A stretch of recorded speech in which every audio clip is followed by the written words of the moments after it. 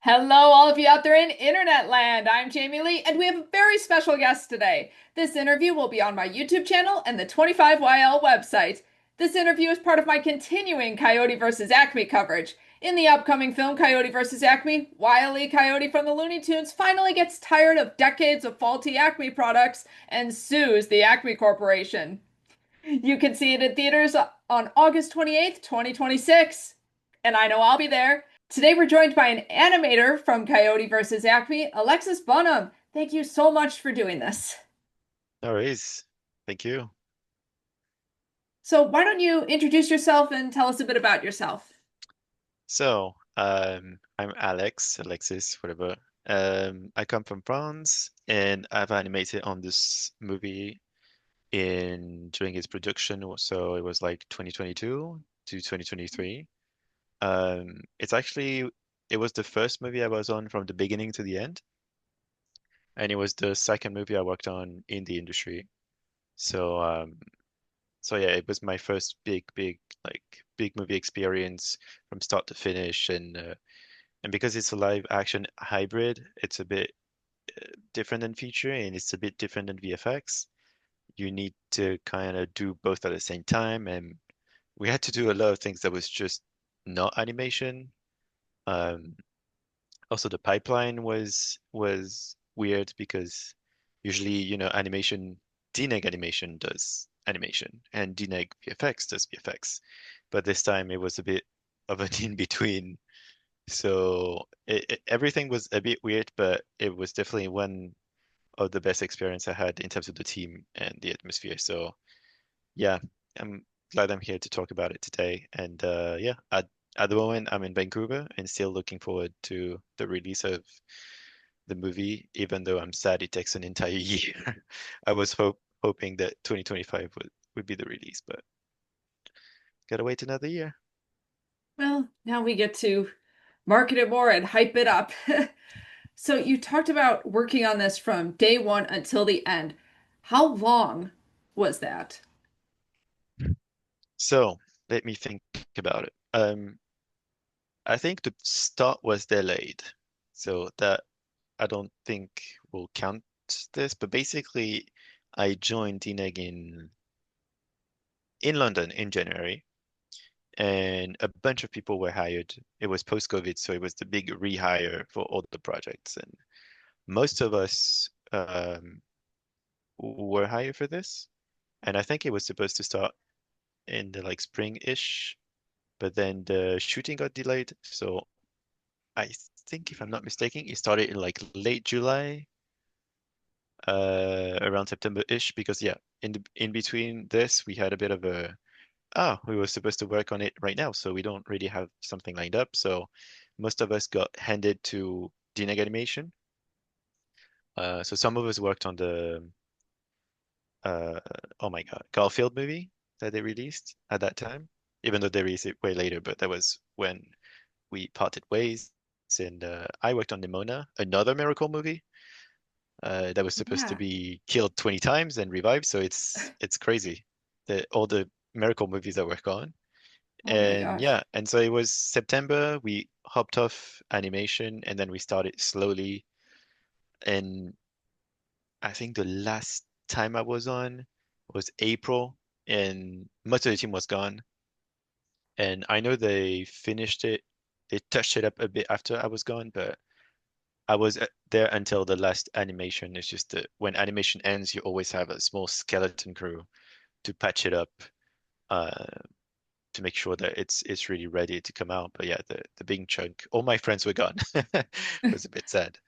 Oh So wow. yeah, there's this big amount of time. How did you get involved with this film in the first place? And were you a fan of the Looney Tunes beforehand? So, honestly, I was just finishing my animation school, and it was late 2021, and I got an interview with DNEG, and that movie I'm not sure was mentioned in the interview, or maybe it was. Hmm, now I have a doubt, but it was very vague. It was not. I didn't know I was coming for this. Whereas in Weta, where I'm now, I knew I was coming for Planet of the Apes and Avatar after that.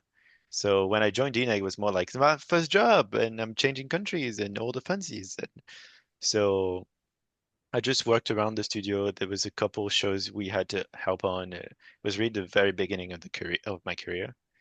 And then it's when Coyote was like, okay, so we are making this. This is happening. You all go hire for this. This is like later this year. So this is where I basically was involved is I guess at the base we're all hired for this, but I'm not sure that was totally 100% greenlit. Um, it was 99.9 probably, but they couldn't, they cannot action until it's really like it's sure it's us. And Looney Tunes, yes and no. I think as good as it is, it's probably more an American thing. I feel like we grew up with a lot of other cartoons in France. Looney Tunes obviously is big, but what I remember was some of the Tom and Jerry. I really loved Tom and Jerry when I was a kid. Um, some Coyote, but I think mainly what I remember is Tom and Jerry, but not the other ones. Like this, it's like Marvel's in the comics, right? There's like many more, um, so many more characters and all this stuff that I was not really aware of. I mean, just physically, like I'm like, oh, those are from Looney Tunes, but I would never watch growing up. But funny enough, this movie turned me into a big fan. Maybe not of the whole Looney Tunes, but Coyote for sure. Um, we'll talk about it later during the interview, but yeah, this is how I got there. Yeah, and thinking about in France versus in English speaking countries, that's got to be interesting because I would think with a lot of the wordplay that a lot of the Looney Tunes have, that might be more difficult to translate than something like Wile E. Coyote, where most of the cartoons, especially the ones with Roadrunner, did not have any dialogue at all. Yeah, it's definitely like Tom and Jerry. They're just Yeah. chasing and having fun. Mhm. And we all don't like Tom when we grew up, and then realized that he was.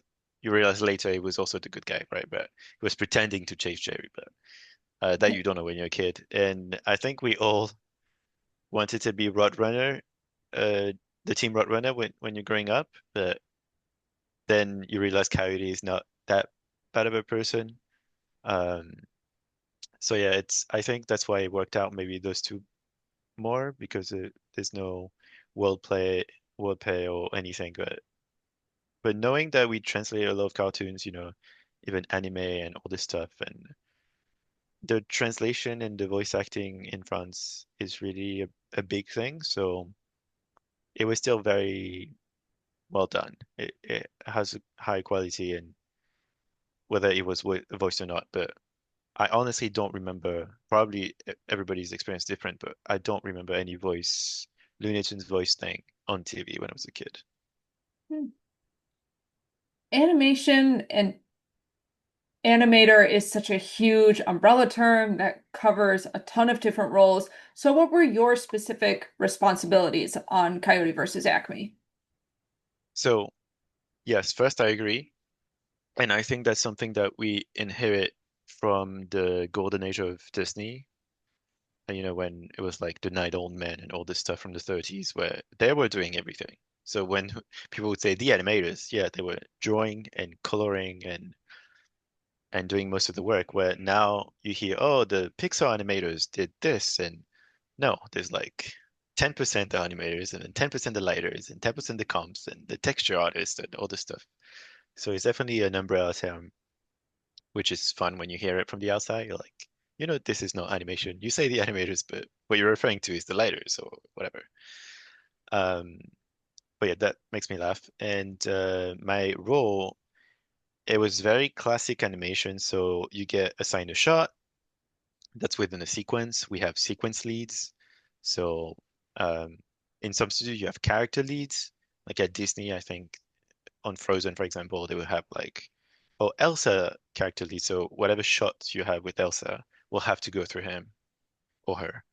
Um, but we didn't have this. We had the sequence lead, and I don't know if we had this at the beginning, but we had somebody that was drawing the original cartoons to help us shape, the characters because when you translate from 2D to 3D, you need 3D rigs, and then they're not looking exactly like the characters, even though the riggers really tried hard to allow us to have so many controls that we can shape the face and the ears and everything. But you would have people do draw overs to help us. So yeah, basically assign the shot. Usually you shoot reference on a show. This was not a reference heavy show because the reference was 2D drawn. So people basically drew the entire movie in 2D. It was just pose, right? It was not like actually animated. And then those poses were the reference. So basically we had the strong poses and what was supposed to happen in the shot. And then it was up to us. You would firstly build the poses as best as you can from the 2D reference, and then you just had to like interpolate between all those poses and try to make it a bit entertaining. And in 3D has its aspects that 2D doesn't have, like for example, holding still works so much better in 2D because they keep drawing over, so the lines are moving, so it feels like nothing is dead. But in 3D, it's pixel dead if you don't move, right? So we'll have to like add those like micro keep alive and all this stuff. So it was interesting. That was definitely the challenge of the movie is making it as cool as it was in 2D. But yeah, basically, oh, yeah, we had some stuff to in animation. We had to sometimes make our own plates. So a VFX plate is basically, you have to uh, add depth. Sometimes the characters, the Looney Tunes, they would be like behind a desk, for example, but it's been shot already, right? And they're not there. So you have to like double the background, pretend that one is in front of it. So in the camera, it feels like they're behind something. So all this stuff that I was never taught how to do at school, right? You're like, well, that doesn't work. And then they're like, oh, you have to do this, this, and that. So you suddenly do something different than animation. But yeah, it was definitely a bit of a learning curve. But yeah, that was the task we had. Wow. You were talking about how the 2D animation was the reference versus other examples, like for Bambi, where they watched animals in the wild and used that as reference. So, did anybody ask you to watch the cartoons as reference? Yes, we had first we had a reference folder, if I'm not mistaken, where that contained a lot of cartoons from all the eras. I think the main one was the most famous one. I forgot his name. Oh my God. If you have it, Chuck um, Jones? yes, that was the main line, the main outline. Like, this is the Coyote we're doing. But so many shots were inspired from other ones. Like you would just browse. I had the first shot that I honestly didn't succeed to do. Was Coyote just walking and then from the back, and then I just had to browse and I saw one coyote walking from the back, and I tried to like get this as reference, but getting 2D as reference is very hard because it's already something drawn out of reference. So especially when it's a very cartoony thing as Looney Tunes, it gets really weird. And this is where I failed at the beginning. It's like you try to translate it, but then it looks weird in 3D and you're like, what's missing? And so sometimes I had to shoot myself. I mean, a reference, not literally shoot myself, but uh, like one time I think he's walking through the screen, like very simple shots, and I couldn't make it work. To the point where I asked my animation director, I was like, "Can I just redo the shot?" He was like, "Okay, I'll give you a bit of time." So I sh shot reference, and the shot was almost done in like the following day, just because reference is so important in animation, and it always gives you, the thing that you don't know you needed. Because when you animate or you draw, most of the time you draw what you think that it is instead of exactly what it is. And this is difficulty in 2D. It's really like drawing uh, to draw exactly what you see and not what you think you see. So it's a bit the same in 3D. So yeah, it was not reference heavy, but definitely needed some reference. And I guess some other people looked at maybe animals and stuff, but I mostly didn't. It was mostly the 2D ref and then shot some ref myself or browsing through all the refs from the old cartoons. Yeah. Yeah, I could see how using other animation as a reference could make it almost like a game of telephone, where it's changing slightly every time, and eventually you need to go back to the reference, like you were saying, to shoot a reference in order to get back to the truth or back to the source of what it is. Yeah, and there's a sort of physicality that you get in the real reference that you don't get in the cartoon reference. And even though it's a cartoon show, there was some, physical limits that the rig can't do. And there's something, it's hard to explain, but sometimes it's this like um you want to make it believable and sometimes you need the original detail of how your body works and how the weight is transferred and how as an instinct how do you move as a human to boil it down to okay this is what I'm going to use from my reference and then transfer into the cartoon. So when you use a cartoon reference all this boiling down stuff has already been done, so you can't boil down to boil down, so it's a bit like something's missing for sure. That's what all the teachers will tell you if you do animation is don't reference something that's already being animated most of the time. Even though there's obviously exceptions for everything, if there's very specific moves and like obviously when you animate Spider-Man, you're gonna look at all the Spider-Mans. But animation is all about this. There's a lot of rules and there's a lot of exceptions. So this was definitely not an exception. We had to we had to look at the reference. Based on the timeline you gave, it sounds like animation started before the live action was being filmed and then continued right through until after it was filmed. So, how did the animation process change over time as you started getting footage that you could animate over with reference points and puppetry and all of that so you could fit them in? So we started when it was done shooting. It was done shooting in the summer, and because we basically couldn't start before our animation director was back from the shooting. Uh, right. So it was like, I'm gonna be back, and then it was like, it's delayed. So we had to wait until it comes. But after that, it's just honestly, I don't know. Um, I mean, it goes through multiple stages before animation, layout and rigging and all this stuff. But since it's a live action hybrid, it's always weird, I guess, how it works. I don't exactly know how what things worked before us, but I know we had to go through a lot of iterations of the rigs. So we would do a test when we joined, just for the fun. I wish I had it somewhere.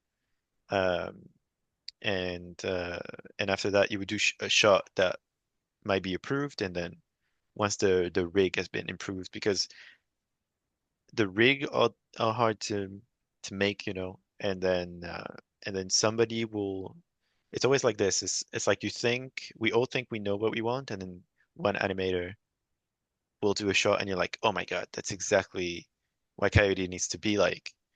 And then so you have to sometimes, uh, you know, go back into old shots and be like, I think now that we know, it's more like this. It was very hard to shape Coyote. The the rig were very slow. It was a bit of a struggle. I mean, all the characters were very hard to animate in terms of rig because you have to add so much, to make it look like the 2D. So they had so many controls, so then it was laggy, and when it's laggy, it's very laggy. It's hard to animate. It's like a cycle. Um, but yeah, it was fun that whenever somebody did something good, we had libraries, right? So they would be told to like save this in library, like a good smile from Coyote, and then whenever he has to smile again, it's like get this smile, and as a base, and then you can work from this because this is like an approved base or whatever. So yeah, it was a bit like that. If that answered the questions. Yes, you mentioned the animation director being at the filming for the principal photography and then coming to you, the animation team. It seems like that would provide some kind of continuity where they could give you an idea of what was going on set and they can have a bit in their heads about what it would look like. Did that make it easier to have that continuity? Was it able to help you? Yeah, and we had two animation directors. One was I don't want to say the main one because it was two, but it was the guy that was on set, and then we had another one that was with us. Both of them worked together at the studio, and both of them worked together for a long time before. So, I mean, we'll talk about the team later, I guess, but um, that is really what helped is that everybody knew each other for a long time, and they knew each other for a long time, so you would never get contrary notes, or they knew what the other was thinking, and all the animators were a great team, and it was very smooth. As much as it was a technical challenge, sometimes you're in a technical challenge, and then the team is not great, and nothing is great, right? But here, it was a technical challenge. Everybody was struggling, but we were struggling definitely together, so it helped streamline everything with as I said, the library that we all shared, and the director that knew exactly what he wanted, and then the animation director that knew exactly what the director wanted. Um, so it definitely felt pretty streamlined, yeah. That's wonderful, and I'm sure that makes it easier to tackle the challenges when there's support around you and people who know what they're looking for, but can also recognize, like you said, when someone comes up with something that you didn't even think of. Yep, for sure. You told us some great behind the scenes of what specifically your role was on the film. Can you take us through a typical day working on this film for you? Yeah. So we'll take a day where I go to the studio because we didn't go all the time because it was kind of this time where we're remoting and not remoting, and like this half hybrid that some studios still have. Um, on Wednesday, it was when most people were there. So we'd go in the morning, and great building, you should visit if you go to London one time. Um, but yeah, just meeting with the team, we could decide, we could choose our seats. It was not like assigned. There was like a kind of a ticket, like reservation thing. So because we were all friends, we all like sat in the same room. Um, I was sat next to the lead actually, which is funny. One of the lead animators, um, that happened to be French as well, so we had conversations. And yeah, it's just going through. We had dailies in the morning, and then dailies um, in like at the afternoon. So it's trying to get your work through, helping or get helped by the team. We were like not all juniors, uh, but junior mid was the tight group. Um, we had a lot of seniors, but it's people that have been at DNEG forever. And those guys, um, because they have family and stuff, and post-COVID, they were mostly remoting. So whoever came to the studio was this brand new, you know, group of people that was hired for this. Um, so it really helped build, a, a I guess team spirit. Um, so it was really, really cool to be in the room with everybody. Obviously, uh, a lot of jokes around, sometimes too much chatting, um, and less working. But you try to work your way back up fast and get it done for dailies. And even the dailies were pretty cool. I mean, in the before COVID, everything was normal, but for me, since I started after COVID, having a dailies room is something that it was not common anymore. Um, people used to be called in the dailies room and then see the show and then leave. That doesn't happen anymore. Dailies are on Teams or on Zoom or whatever. So it was nice to have a physical place to go all together and reviewing all the same shots and it because we see each other all the time and the team is so close together, you can see the progression of everybody and you don't feel that disconnected from the show or the shots. And even one of the animators that maybe will be in this interview with you, I'll reach out. Great friend of mine. He had built the Coyote sign with stuff that the animation director would say a lot. Um, so one time, yeah, he showed up and then it was awesome. But yeah, the animation director could like lift the thing they was used to say a lot as like a coyote thing. It was pretty funny. It was hilarious. So yeah, it was definitely a good. I used to say on the show that the ship is sinking, but we're kind of all sinking together, right? It's like a fun thing sinking, you know. Wow. We have talked a lot about the team, so can you tell us more about the team? Give us more details. The team. Um, so we had this senior part that was mostly. I mean, a lot of our leads were not in London, or I mean, yes, in London, most of them, but not in the studio. Only one was in the studio next to me. So the team was mostly I don't want to say the young people because it would say the other ones are old, but the younger part of the team. Um, and we also had the director on the next room, and Dave Green, which is adorable, um, so humble, so discreet. Like it's not what you think of an Hollywood director, right? Um, Especially now that I'm working, I mean, I've worked on Avatar, you have this whole like James Cameron and he's doing all those crazy interviews and goes to see the Titanic and all this crazy stuff and totally different vibe that you get from Dave. Very nice, very discreet. Like we would go, I remember the first time we hang out to the bar, I didn't know he was a director. I thought he was another animator. It was like having conversation and then my friend was like, "That's the director." I'm like, "Oh my God." It's like part of the team. He doesn't feel like he's the guy above being like, "You do this." And, uh but yeah, and we had a bit at some point we had a slight bigger team where we had help from DNG Animation. Um they dropped a couple shots for us. Um some of their team came in help, and this is actually how I made friend with one girl from animation because I saw her name where I picked up her shot because they had to work like a couple of weeks and then they had to drop it back for Nimona and Garfield and all this stuff. Um, and so when I saw her at the Nimona like end party, I was like, "Oh, you're Vanessa. Oh, wait, I saw your shot on Coyote," and so we started connecting on this. Um, but yeah, the team was not that big. And funny thing, half of the team, I knew them from my school. We went to the same animation school. One of them was in my class like most of the time, and she got hired. So um, it was cool to see her and work with her every day. And two other were in the next year, so the year right before me.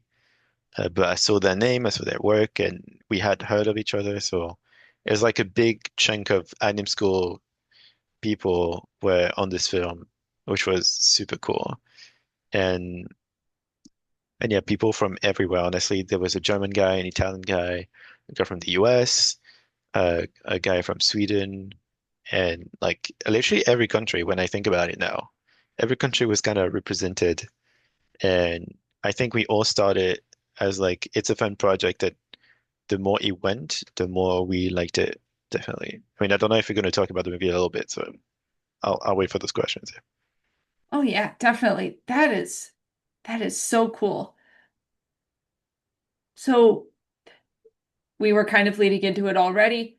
How much did you get to find out about the storyline during this process? And was there anything that they tried to keep under wraps?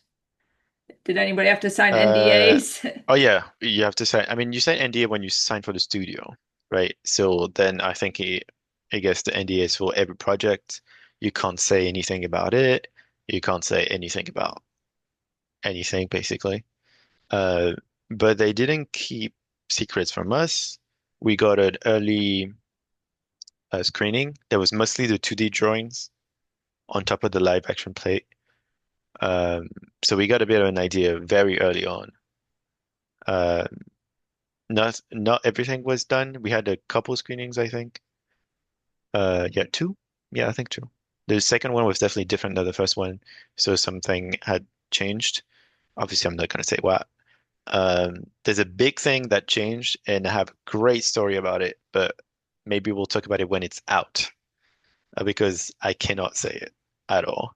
Okay, But cool. it's one of So, my favorite anecdote, my favorite story that I had on this film. But unfortunately, it has to be hidden until the movie reveals, that's all it right. comes out. Yeah. And Stay tuned for part two, everybody. yeah, basically.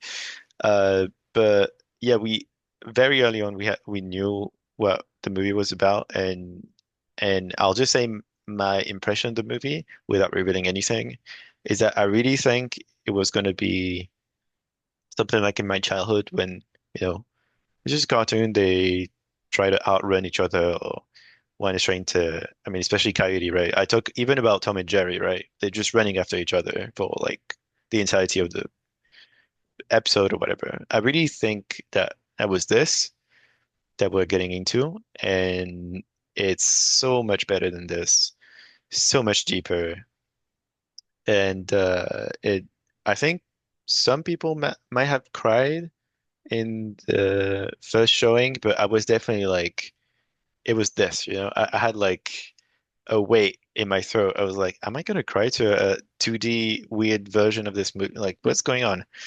So it is a very cool emotional movie, and Dave Green really loves this cartoon especially, and you can tell his love for Coyote and his story really shines through the movie.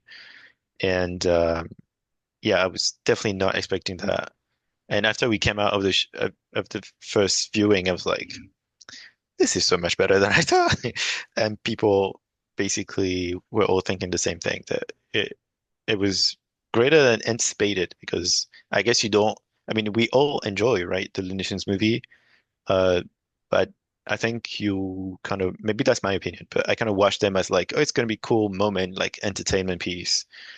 Um, but nothing more to it, right? I didn't expect to have a deeper connection, uh, or like really feel something, uh, watching it more than just laugh, right? They're all panels of emotions. And for me, it's my favorite Looney Tunes thing that I've seen since Roger Rabbit. Um, I might prefer this over Roger Rabbit because I worked on it, right?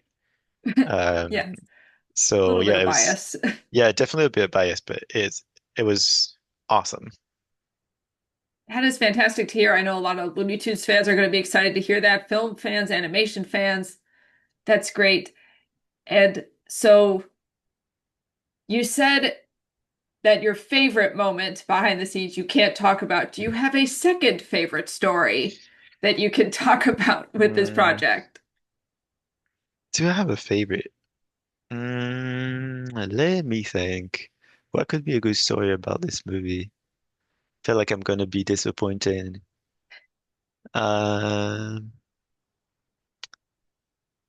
I I just think about this, but it's not that great of an anecdote. But the because it's a live action hybrid, what we thought was funny is that some characters, you know, they dubbed or they played by another person, right? But because they have to be around and then cut in the editing, they have to wear like this weird green screen thing. So you would have characters completely in green, um, walking around sets, and you have to animate like on top of them to like match the speed and Mhm. match what they do. So it was pretty funny that it's not something I got in any other projects that I worked on. You never, they skip this part, right? Like even Planet of the Apes or Avatar, when they they have the mocap thing, and then it goes through multiple things, and then when you get to you, it's already the models, right? The apes or the navies or whatever. Um, where here, because it's like half feature, you still have to animate everything, but you need the reference, and the reference it is those weird people in green. And and yeah, there's a couple more. I'm just wondering if I can say them. I mean, one of the characters, because I don't know what characters has been announced.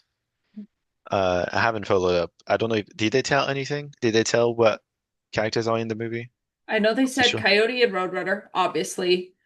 They talked about Foghorn Leghorn, and they did tease that a certain duck and a certain bunny might also be there. We heard about a couple of cameos that are on the jury. I believe that's all that's been officially announced. Oh, Okay. the mad scientist was also talked about. hmm Okay. So they talked about Foghorn, right? Yes. Oh, yeah. Okay. He is very much So revealed. um I most of my shots are with Foghorn. Obviously not gonna say anything he says, but there was a weird moment where he the rig had teeth, and when we did the lip sync part, there was a teeth. And then suddenly, because nobody really knew what it feels like in 3D, it was like, okay, we all do with the teeth. And then it was like, now we do with like half the teeth. So basically, it was at the moment of the movie where I had long shots, which thank you everybody at D-Night for giving me those shots because for a junior, it's really like a very rare opportunity. It was more than junior shots for sure. So I was struggling, a lot of frames, laggy, like a catastrophe. And then they changed the teeth thing. So you have to go back through all your shots that are long and laggy and change the teeth. And then after we did this, it was suddenly no teeth. So I was like, what is this teeth thing going? Oh, So a wow. lot of redo shots because somebody did it better. And so we copied him and we figured out as we went the best version, which is usually fine, but it was really at the moment where I had my longest shot. So it was a lot of very like just hard technical problems to solve and redo stuff that you've done so much. And that links to this other part of the story where I still know the lines 2 years later. And it became part of You my, sat with them for so long. yeah, and it became part of my life now. We use it as a meme. Like my girlfriend knows them, I know them. So whenever there's like an opportunity to say the foregone lines, I will say them because it fits the moment and because I know them so much. And this other friend, the guy that did the Coyote thing, uh, we still talk and we worked on the side project together. And while we're like on Discord together with other people and we mentioned this movie, he would mention the lines to me as well because he got traumatized by my lines because of how many times I went through those shots. Um, so yeah, that's definitely something that happens to animators in general. When you sit with lip sync, it just like you don't forget. Like my first acting shot, I'm traumatized by this line at school. It was still at school, so it was like 4 years ago, and I cannot forget it. But this particular movie and this particular sequence with Foghorn that speaks still so engraved to me that I probably will never forget those. And it was not because I enjoyed it, right?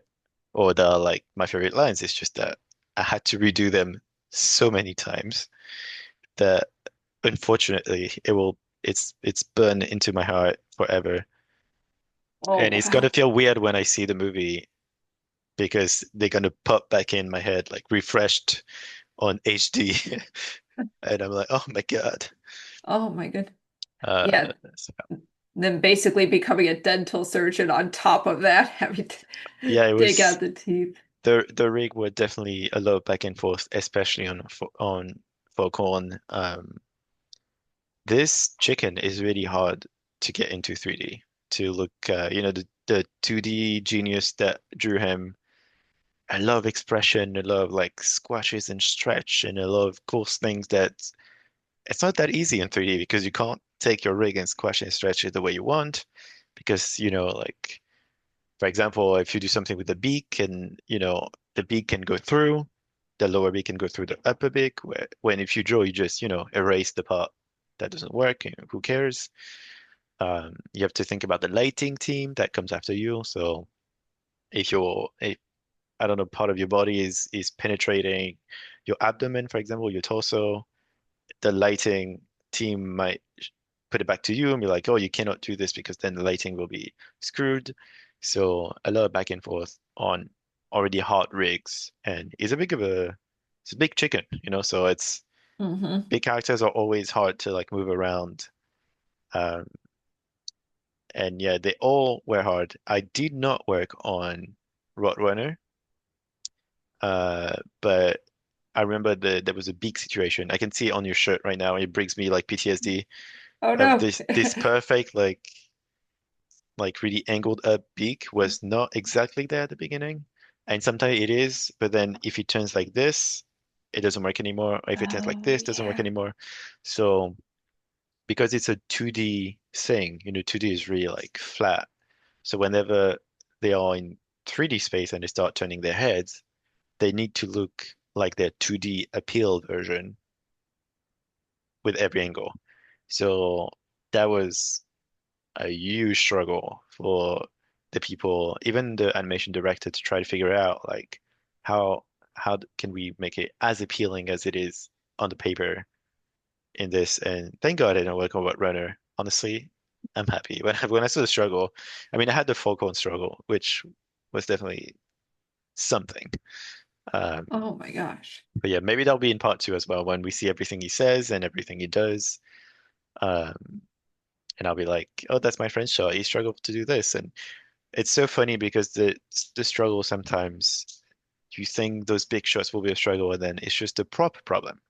Like I don't know, you wanted I don't know a shoe to be here, and the shoe doesn't work, or it doesn't like the plate doesn't work, and then this shot goes on forever, even though there's a freaking shoe, and you're like, what's going on? Um, Yeah. Or you were so saying like interacting with the real world props yeah, as yeah. well. And sometimes we had to do CG props, right? Obviously, so they can actually interact with them for real. Um, I think we had CG. Yeah, I think we do. So yeah, it was a real play on like what's CG, what's not CG. Um, it's not as crazy as I think I've seen behind the scene on Avatar 2. I was not working on this, but the CG goes really far on those movies, right? Like sometimes they replace one leg and like half a leg to interact better with the water and all these crazy things. It was not that crazy, but I think the main problem we had was that the rig was super heavy to make sure that we can get them as appealing as they can. Um, hence slowing us down, you know, and with the lot of back and forth on exactly what we want, um, definitely delays it, and then you go back, and then it's it was not a fully forward process. But it was fun. Honestly, it was one of the time when I had the most fun. Um, like every show is really different, right? Nimona was the most perfect thing I've ever been on. But just because also it's like the first movie you do, it was something different. And the second you watch the first bit, you're like, oh my God, this movie is something very special. It turned out it felt really special when it came out, and the fact that it was a miracle movie as well, you were like, oh, I want to really, get it out there. I didn't know at the time I was going to work on another movie that was going to be a miracle movie. Yeah. Because this movie had no problems. Like honestly, it was done. Everybody was happy, and we're like, okay, well, see you in 6 months when it comes out. And then I remember having no news, and then chatting on LinkedIn with the animation director. I'd be like, it's been a while. What happened? And then he sent me an article saying it's dead. And I think this is where I went on Twitter and found. I mean, I guess this is where we interacted for the first time, but um, I remember really believing that it was safe the first time. I was like, oh my God, this public, movement, it's crazy. People love Coyote, and they're like, oh, they're gonna revive it, and it dead. So it was a bit, yeah, bit of a, and all my friends that were on it I kept messaging them. It's saved. They were like, no way, it's done. Oh no way. Oh, it's saved. Oh no way. So it was we kind of stopped believing. Like when ketchup came in and we're like, I mean, no, not that when they saved the other one and people were like, maybe. Yeah, the I day was the Earth like, blew up. yeah, I was like, there's no way it's saved. Like I stopped believing. I'd rather like be surprised than being hyped again because the first time was cr soul crushing. Also because, as a side note, we artists, whatever the department, we need the movie shots to find work. And this is the first movie I had almost 2 minutes of animation, which is huge. It's hard to tell, but it's huge. And most of my work was in this movie because Nimona had like 3 shots because I came very late in production. So I had everything in this movie. And then the fact that it was not released, I had to apply to other places with my student reel. And they were like, "Do you have anything else?" I'm like, "Yes, but it's dead." I mean, I have on the CV, but that's it. There's no animation work that you can see. And I never wanted to do VFX in the first place. I mean, now I enjoy it, but I really wanted to feature. And I started with Nimona and then this, which is kind of half feature, right? But because this was my big chunk of work to apply to, I don't know, Sony, Disney, all those places, and I didn't have it, well, Weta said yes to me because of my student reel and also because I work at DNIC, which is a VFX house, right? But then when I built at Weta, awesome, very proud of it, but that will never get me hired at a feature place, right? It's like Planet of the Apes and Avatar, it looks fucking amazing. Um, but it's not feature, right? So the Sony and Disney's and all this, I don't know, Pixar or whatever, all the studios feature, they were like, it's great, but you need to show us what you can do in feature, right? So this whole time it was like, it's there, it's somewhere in somebody's drawer or somebody's USB key or whatever, wherever it is. So it really, and we even tried to get our shots at some point. We're like, if it's dead, is there a legal way to still get the shots? And we passport protected it. And so we waited. We had questions that never really got answered, but thank God it got saved. But yeah, it really didn't help most of us. As I said, it was like junior mid, like first or second job. So it's really where all the movies that you get really help you like get another job and get better salary actually because you get bumped to Mhm. mid or like for the leads and seniors it's bad but they're still leads, they still have all those years of experience. Whereas us, our first big movie is really what helped us go somewhere else. And I got so lucky to still have another job, but I know that some people struggle to find a job after that. So some of the team might, I mean, I don't know the situation of everybody, but some might still trouble today and they're missing an entire movie worth of shots, right? So yeah, on this aspect, it was really, really annoying to have this killed and saved and killed and saved. And even now, it's released in an entire year. So it was like, oh my God, when will I get those shots? Yeah. At least we do know now that you will have those shots. And we do have a date for the release. I don't know if you'll get them before it officially comes out or if you'll No, get them after. no, usually you never get your shots. You have to get like the Blu-ray version or whatever to get your own Mhm. shots. It's maybe, I mean, back in the day, apparently DreamWorks used to do it, but there's a weird legal thing in the between where your shots doesn't really belong to you ever. Um, Right. so yeah, it's a bit of legal problems. But yeah, I will never get something before. But now that I know it's gonna come out, I don't mind. I can't wait. I mean, Yeah. yeah, I had new movies in between. I got new shots and new thing in my demo reel, so I'm fine. But yeah, thinking about all the other one that struggle, it's a bit annoying for them. But hopefully they will. Sorry, it will help them get more work after that, especially in the industry that had a bit of a rough time since I started, right? Like the COVID and then the strikes and then the the strikes again because it had like a ripple effect Hmm. and then a Yes. Netflix stock drop and a Disney panicking drop whatever when they cancel stuff and it's now I feel like it's picking up a bit more. Um but it's definitely a rough time for our industry. Yeah. Yeah, that is crazy to think that you worked on two of the Miracle movies because I would say when I talked with Steven, it's interesting how this movie kind of mirrors what we see in a lot of Looney Tunes cartoons. It's the underdog movie that is just getting pummeled by anvil after fake tunnel and all these things until finally now it's coming out. You were telling a little bit about what that process was like, about having the hope and then having it be told to you that it's dead again. Do you have any interesting stories from that time? I know that you had a jacket that you got that you put up on Twitter, and it seemed like a lot of people really connected over this movie. So, do you have any amusing stories from that period before it was bought? I think I have just this more fun thing is, I mean, first I was very mad, obviously. You're like, it was almost weird how he got um killed, but not really. Because usually you kill like half-made project or like you start it and you're like, oh, now it's gonna tank, right? But this was done. This tested great. Um, so there was no reason to not cancel it. But they still found one, whatever.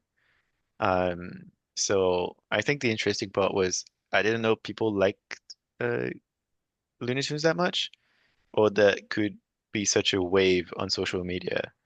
It was like a tweet, like was in tendency tweets, like something. It was crazy.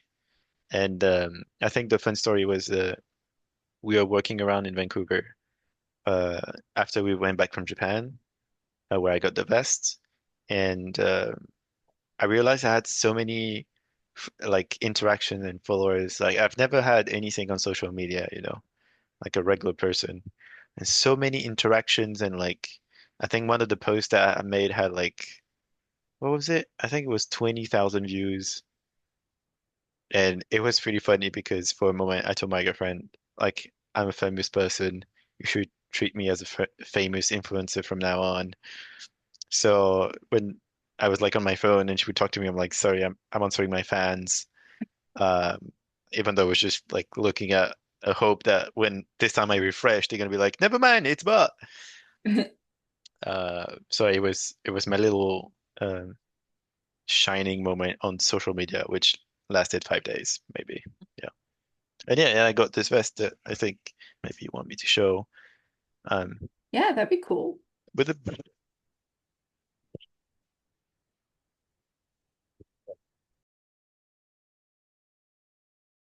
yeah. There So we you go. have Coyote on the side and Roadrunner on the other side, and the back is pretty cool as well. Where you have a big coyote, and I think it says something on the side that it says beep beep on yeah on the uh, sleeve. What did it say here? Super super genius on the other side. But Oh, yeah, awesome. it's you have his name here, Wile E. Coyote. It was so awesome, and I was looking for some kind of like a bomber's vest because I don't know, I like them, and we were in I think Harajuku. This is very full of tourists because we were tourists, obviously, in Tokyo, and then there's like this. Oh, there's a shop like a bomber's vest and other things shop. Um, So I don't know if you've been to Japan, but there's a lot of like, oh, it's on the second floor on your right, and like it's a very hidden thing, and you open the door, and there's an entire huge thing that you didn't know was there. Wow. And so we go around, and I'm like, oh, I'll buy nothing. And then my girlfriend saw this one, and she was like, you have to buy it, right? It's like it's fate. And Hmm. so yeah, I bought it, and when I posted it, it's where I think we had a bit of like attraction because maybe because of the vest, I don't know. And I sent it to Dave Green on Instagram and he loved it. Um, so yeah, now I consider it the crew, I'd say, thing that we were all supposed to get, but only I got it. So I consider myself a premium crew now, I guess, It's an because exclusive. it's only in Japan. Or it's crazy because I don't think I've seen it anywhere else on anyone else. So maybe it's out there, and maybe, who knows? Maybe we'll get a crew thing afterwards, which I honestly don't think we'll get. Um, because usually you don't get crew stuff, honestly, most of the time. You have to buy it yourself. Um, so a crew stuff af like years after the end of the movie, eh, this is not happening. But honestly, the only thing people want to happen right now is the movie coming out, right? So Mhm. who cares? Yeah. We also want to welcome Elsa. Thank you for joining us. So you went from being aware of the Looney Tunes to suddenly working very, very closely with that world on this film. Do you now have a favorite Looney Tunes character?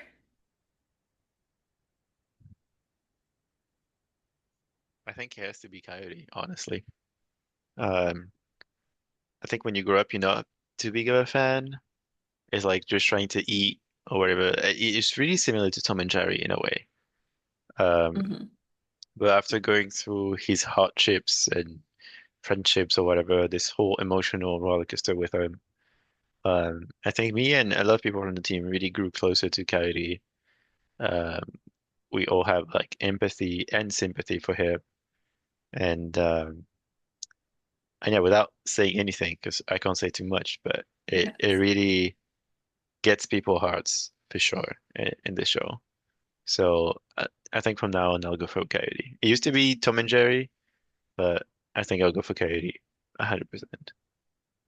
All right. Is there anything that we haven't covered that you would love to talk about or something you wish someone would ask you? I mean, I really want to say the thing that I cannot say, Uh, because it's my favorite thing about the movie. But no, I just want to say honestly, thank you for the people who bought it because um, it it would have been like a miss, especially from Looney Tunes fan. Like, I'm not sure I consider myself a Looney Tunes fans when I see how fan people are, you know. So I'm definitely an enjoyer, and I am a fan of Wiley now. Um, but like with all the Looney Tunes that came out, some were great, some were less great. Um, I think one of the great, it would have been sad to miss it, right? So, and honestly, for to see, I mean, how do I say that? To see how much Dave Green loved this project and loved its story, I honestly felt bad for him when I first heard that it was going under. Um, and I was like, it's really not fair. Like sometimes I mean, you have a lot of great directors, but you also have directors that are not nice, or like, we all know those legends that are probably true, honestly, with all the big famous directors being not very nice people and all this stuff. But Dave Green is like the nicest person you'll meet in Hollywood, probably. And he dearly loved his project, and it was his baby, and I was like, damn, that is really unfair, you know? And I mean, we chatted from time to time and try to like, send support and be like, let's hope it gets through. He probably had info that he could not share, right? Because he was probably closer to this whole thing than us. But it was very nice with everybody. He loved our job. We even had like it's rare to have a direct conversation with directors.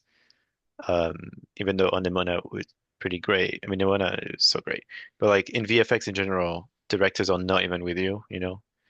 Um, they just you go through so many soups before it gets to them, and you don't talk to them. Whereas in feature, you usually have director reviews, so you'd be no talk a lot to them, but at least you're the same meeting. Uh, but in London, it was with us. Like, it would like walk around, so you could like be like, "Hey, Dave, what do you think of this?" Even if your animation director is not there, but when you had idea about the shot, Uh, it was very easy to talk to, uh, go through ideas, and he was definitely knowledgeable about this whole stuff. So he knows his stuff. So yeah, I think the fact that it's finally released for him is going to be great. The fact that all my friends will get their shots, and it was probably my favorite team.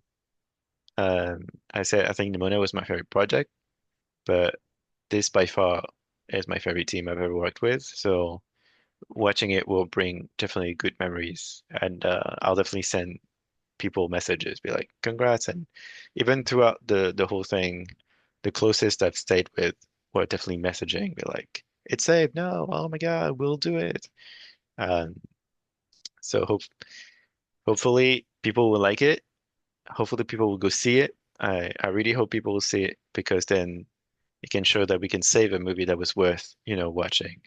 It would be very sad and very weird that nobody goes to see it after all this. So I wish they market it well because sometimes it's just a marketing thing, right? Like if you don't talk about the movie, there's so many movies um, out there every week, then it's easy to miss. So hopefully the marketing goes well, and it is a huge successful catch up, so they can save more movies.